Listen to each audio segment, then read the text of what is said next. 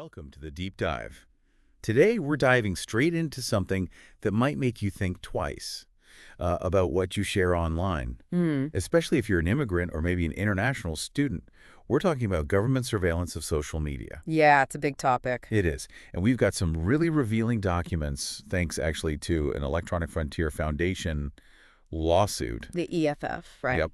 And we've also got their own guide on, how to better protect your digital footprint, plus a blog post that really zooms in on how international students specifically seem to be targeted. Okay. So our goal, our mission for this deep dive, is to really understand how far this surveillance goes. What are the official reasons? What are the EFF's concerns, which seem pretty significant? And maybe some concrete steps you listening can take to be, a bit more secure online. That practical advice is key. Definitely. And what really jumped out at me, just reading through this initially, is that even though there was a name change, a rebrand, the government is still pouring, significant resources into this monitoring. Yeah. We're talking serious money. Millions. It makes you wonder, hasn't it? If you're not a citizen, have you ever stopped to consider just how closely your online stuff might be watched? It's a sobering thought. And, what's fascinating here is the through line from past policies right up to today. Connecting the dots. Exactly. That extreme vetting program, remember that, under the Trump administration? I agree, yeah. It really kind of laid the groundwork for what we're seeing now. And it's crucial to get that this didn't just, disappear with a new administration. It didn't just vanish. No. The documents the EFF uncovered show a pretty clear continuation of this effort under President Biden. It's just operating under a different name now. What's the new name? It's called the Visa Lifecycle Vetting Initiative. Okay, so a rebrand, like you said. But the core activity, the surveillance, it continues. Pretty much, yeah. And you mentioned the money. I know. The financial side is substantial, isn't it? Oh, absolutely. The documents detail this contract worth over $100 million. Wow. Awarded to SRA International. I think they're part of General Dynamics now. $100 million. Yeah. That kind of investment, it really signals this is a serious ongoing thing. It absolutely does. And if we look at what the government says it's trying to do... Right, the stated objectives. The stated aim is to analyze publicly available online information. And this isn't just your Facebook feed. Not just Twitter and LinkedIn. No, it's much broader. It includes blogs, news articles, even publicly accessible academic websites, a whole range of sources. And the goal is to pull out what they call pertinent information. That's the term they use. Yes, pertinent information. Now, what is that exactly? Yeah. Because the EFF's findings highlighted something about that term that feels, a bit slippery. Precisely. That's where it gets tricky. The documents explicitly say a key goal is flagging derogatory information about people applying for or holding visas. Derogatory information. Okay. Now, here's where it gets really interesting and, potentially problematic. That term, derogatory information, it's incredibly broad. How broad are we talking? Well, think about it. Could that mean someone just, say, expressing critical opinions about U.S. foreign policy online? Or maybe participating in online discussions that, might be seen as contrary to certain U.S. values. This lack of a clear definition is a major, major concern. It really does blur the line, doesn't it, between just expressing a view and suddenly being labeled some kind of potential threat. Exactly. Free speech, even for non-citizens, feels pretty fundamental. So what was the EFF's reaction when all this came to light? Well, this gets right to that core tension, doesn't it? The government's need for security versus individual rights regardless of citizenship. Right, that balancing act. And the EFF, through their lawsuit, they're directly tackling this tension. Their main concern, looking at these documents, is that this kind of program is a significant threat to free expression. The First Amendment issue. Yes, protected under the First Amendment. Their argument is basically that just knowing the surveillance is happening, it can stifle what people are willing to say online. Makes sense. Especially if you're hoping to enter the U.S. or stay here, people might, quite understandably, just keep quiet to avoid any potential problems with their visa. That's that chilling effect you always hear about, people self-censoring. Exactly that, the chilling effect. And the EFF didn't just uncover this and walk away, right? They're actively pushing back. Oh, absolutely. I mean, their lawsuit is what forced these documents out into the open in the first place. Okay. But beyond that, the EFF has explicitly called on the Department of Homeland Security, DHS, to just shut down this whole program, this online social media surveillance. Just end it entirely. That's their stance, yeah.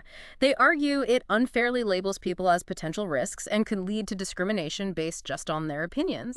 And they're also actively supporting the legal challenge against the State Department's rule that makes visa applicants hand over all their social media account details. Right, the registration requirement. Okay, so that gives us a sense of this sort of wider surveillance net.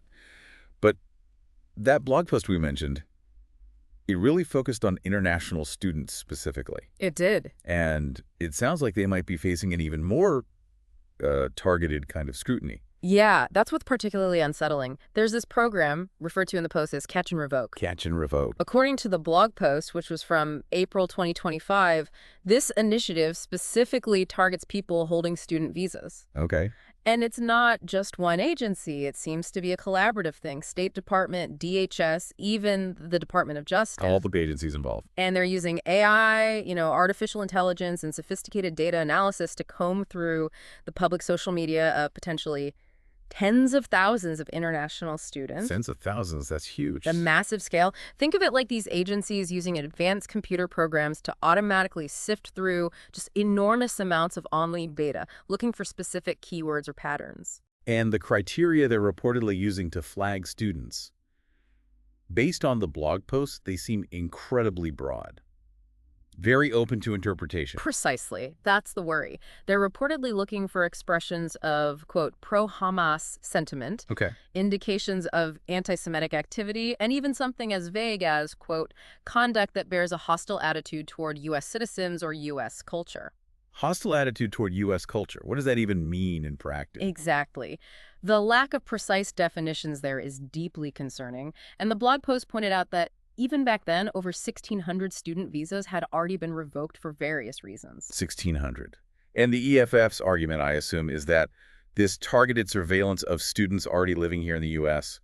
that potentially violates their First Amendment rights. That's the core legal argument, yes. They reference a Supreme Court case, Bridges v. Wixson. Okay, what did that establish? Well, the Supreme Court has basically affirmed that the protections of free speech extend to non-citizens who are residing within the country. Right. If you're here, you have those rights. So if a student visa is being revoked, partly or maybe even entirely, based on opinions they stated publicly on social media, especially political opinions, that raises serious constitutional questions. There's another case, too, Mills v. Alabama, that reinforces this idea that a core function of the First Amendment is to protect free discussion of governmental affairs. And the blog post even shared that that really troubling example, didn't it? The Georgetown University researcher. Yes, that case was quite stark. Detained for criticizing Israel, not for supporting Hamas. Right. It really highlights how easily things can be misconstrued and how far this kind of overreach could potentially go. Yeah, the potential for misinterpretation seems massive. It does, and it really underscores the EFF's point. Even speech that might be controversial, maybe even offensive to some, it generally enjoys First Amendment protection. Unless it crosses a specific line. Right, unless it crosses into, like, actual incitement of violence or providing material support for terrorism. The fact that the government seems to be targeting students expressing what you might just call social activism. Or just being critical. Or just being critical, yeah. Or holding perceived anti-American views. Yeah. It's incredibly problematic because it's just so broad. And again, just knowing that this catch and revoke program exists, that must create that chilling effect we talked about. Oh, absolutely. Students must be thinking twice, surely, before posting anything that could be interpreted negatively. I have to assume so. The Supreme Court recognized this way back. In a case called Lamont v. Postmaster General, they said government actions that make people feel they have to be careful about expressing themselves freely. That goes against the very spirit of the First Amendment. Right. And Justice Sotomayor has also emphasized that just being aware of government surveillance can discourage people from freely associating and expressing their views. So international students, knowing their online stuff is being watched. They're likely to censor themselves, yeah. Maybe limit their engagement on social media entirely, or just be extremely cautious about who they even connect with online. And it's not only the students themselves affected, is it? I mean, their online networks probably include U.S. citizens, too. That's a really important ripple effect to consider, absolutely. So they might feel that chill, too. Well, yeah. If the government is monitoring the social media connections of international students, then U.S. citizens who are communicating with them. Or just friends with them online. Or just part of their online social circles, exactly. They could also come under scrutiny, or at least worry that they might, This could easily lead U.S. citizens to self-censor their own online speech out of concern for how it might impact their non-citizen friends or family. Hmm. Okay, let's shift gears slightly then to the privacy implications of all this. Even if we say, okay, this information is technically public, Right. the sheer volume being collected and the way it's being pieced together, that has to raise some serious privacy concerns, doesn't it? It absolutely does, and the Supreme Court has actually acknowledged this. They've said that when the government gathers large amounts of publicly available personal information, especially using advanced technology, Like AI. like AI, yeah, it can indeed encroach upon privacy interests.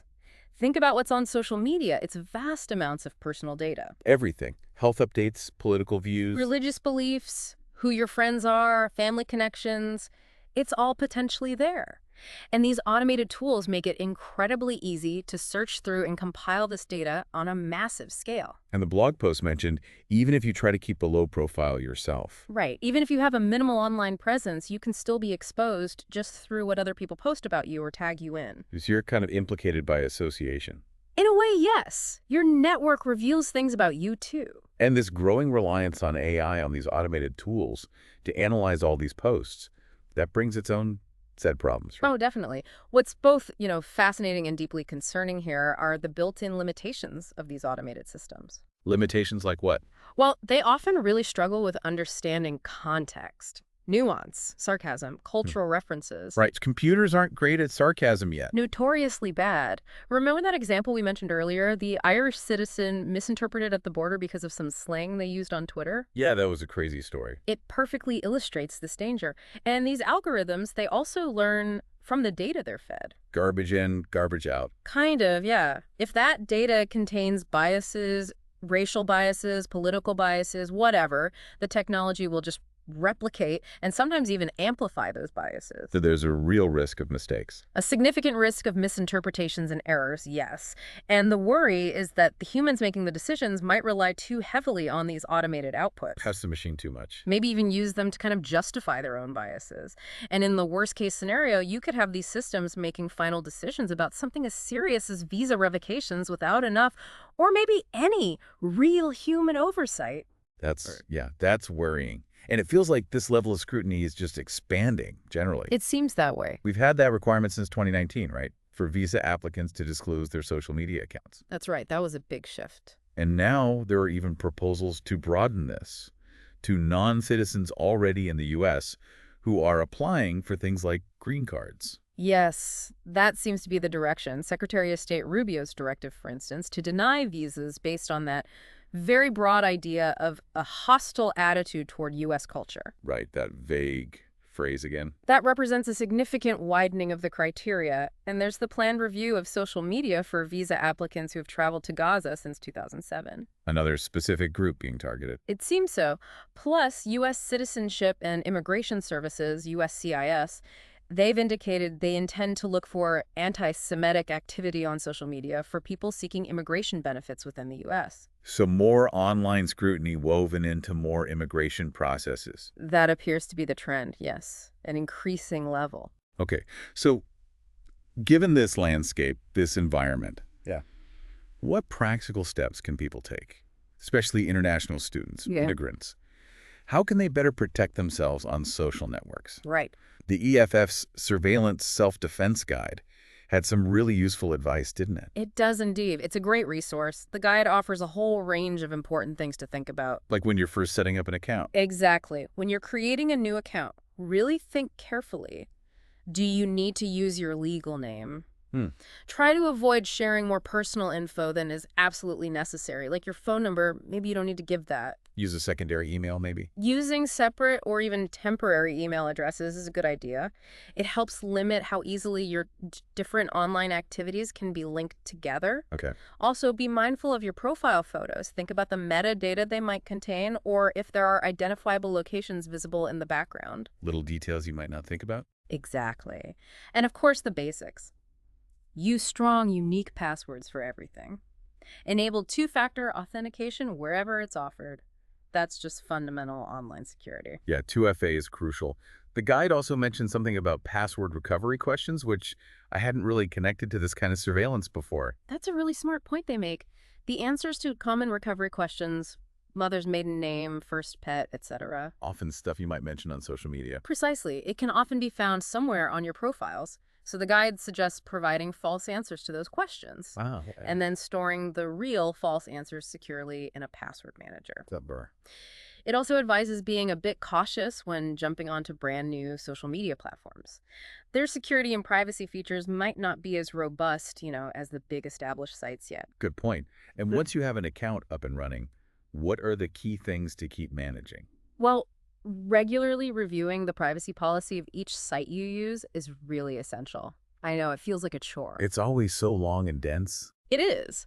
But pay attention to how your data is collected, how and when it might be shared, what the process is for actually deleting your account if you want to, and crucially, how the platform responds to requests from law enforcement. Okay, so know their policies. And then actively adjust the default privacy settings. Don't just accept the defaults. Control who can see your posts, who can see your personal information. Take control of the setting. Take advantage of any privacy and security checkups the major platforms offer. They often guide you through the key settings. Like Facebook's privacy checkup. Exactly. And review the permissions you've granted to the apps on your phone, limit their access to your location, contacts, photos, etc. Right. App permissions creep up. They do. And it's also worth remembering that privacy settings can change. Platforms update their policies or settings, so you need to stay informed. It's not a one-time fix. It's ongoing maintenance. The guide also stressed keeping different online identities separate, didn't it? Yes, that's another key piece of advice, particularly when it comes to photos and usernames.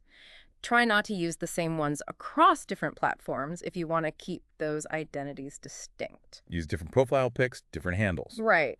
You can even use tools like reverse image search or username checkers to see where your pictures or names might be appearing online. I haven't thought of that. And be aware of the privacy settings within specific groups, like on Facebook. A group might seem private, but the settings can vary. Good point. Yeah. And it made that comment that privacy is a team sport. I love that phrase. It's absolutely right. Talking to your friends about what you're sharing, what they're sharing about you, it's vital. Because their posts can expose you too. Exactly.